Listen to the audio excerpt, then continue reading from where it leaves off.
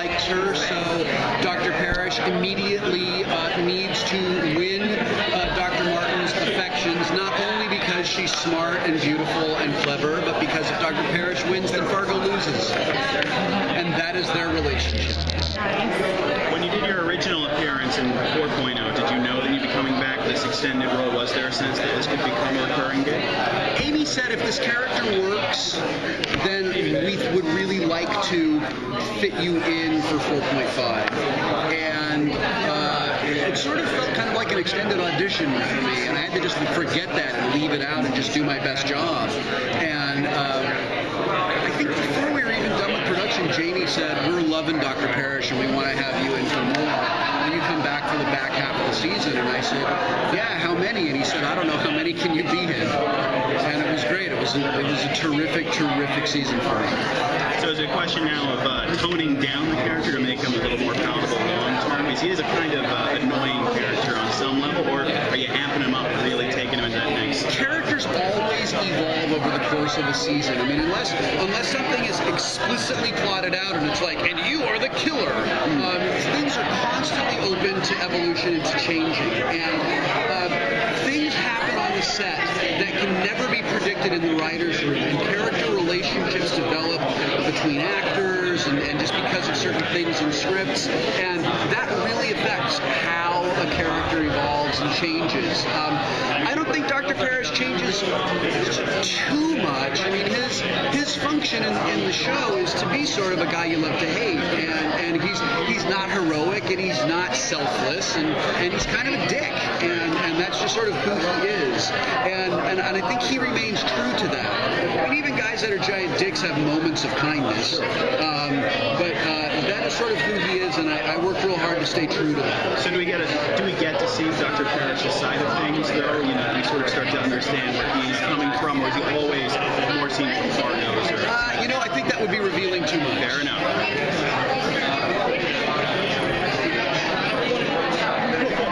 Apparently, you're the designated question answer. Anyone else? How about this? Where would you like to see your character go evolve? You're talking about evolution of your character. Say next season, because you've got shooting season 5, where do you want to see your character go?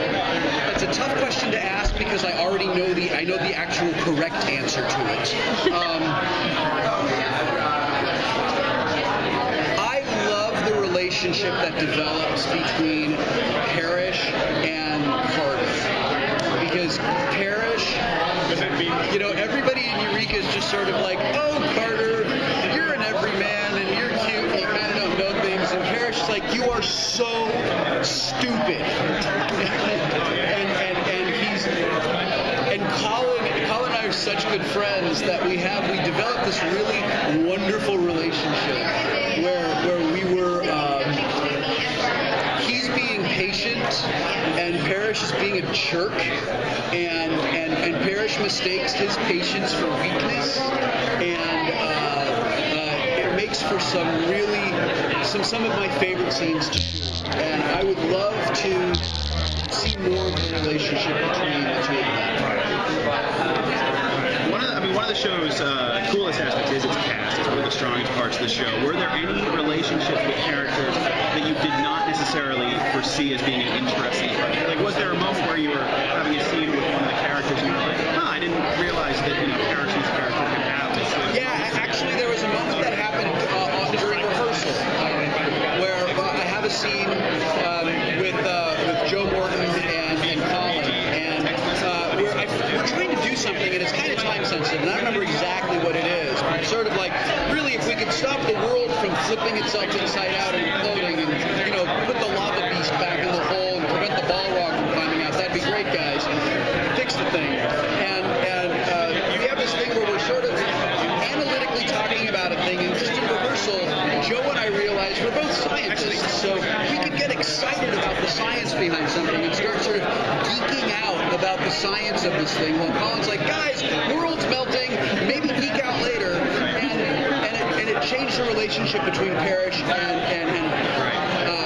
because Parrish now respects him and likes him. So is there like one big teaser that you have that you want fans to know about for this season? Something to be looking out for, to keep in mind? Astraeus mission is going to fundamentally change everything, and none of us are prepared for what happens. Can you give any hint about how your character fits into the Astraeus? Nope. No, you can't. I figured as much. Sorry. What was it like getting back into the world of technobabble? Was it something that... The technobabble is terrific because the technobabble on Eureka comes from a science advisor, and even with the made-up science, our science advisor comes up with a way to take that fake science and give it at least a toehold in reality, and things sort of follow a logical flow. Unlike Star Trek, where they just made up words that sounded technical. So it's almost like it's a language unto itself, technobabble, and you either speak it well or in sort of the broken English. I wrote a post on my blog about this, about the delivery of technobabble. When a scientist talks about science, they have a point of view about the science, and they're excited about it, and they feel passionately about it. So when they're describing thermodynamics, they describe it in a way where that excitement comes through, and their also expert knowledge of it comes through. What you don't see as a scientist going, God, what happens? As an actor, it's very important that I have the same passion and the same point of view about these made-up facts that the character does, so that when the audience watches that scene, they don't see an actor going, oh God, what happens? They see a scientist who's excited about something, bringing that across and communicating it to the other characters. And it's really challenging to do technobabble well. Right. And I gained an additional level of respect for the people who